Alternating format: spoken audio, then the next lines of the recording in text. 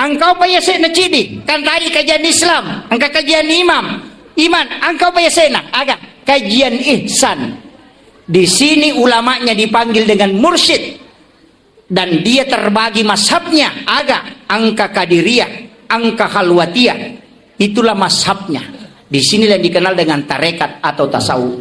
Bicara masalah agak, masalah adab. Dena wadding ada laigat tetamo ke hukum endak bisa. Hukum ditarik ke adab, tauhid ditarik ke adab, pasti keliru.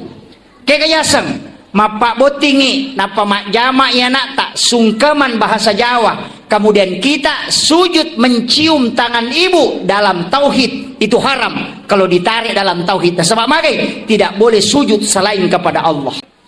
Tapi ketika dia ditarik dalam adab, berarti sujud di situ adalah penghormatan kepada orang tua. Itu bukan penyembahan, maka itu boleh. Kita coba kira. Cedek bawangi palese, mancaji harangi. Nah sebab keliru menempatkan sesuatu. Makumanam itu bu, makumanam itu. Mak baca dongi, angka gagai palenna. Iya kumakadai, iya andrewe, nasabari wadi nggak salama. Itu keliru. Tapi kalau makanan itu untuk dipersiapkan lokotamue, kemudian kita berdoa, mudah-mudahan Allah menerima doanya.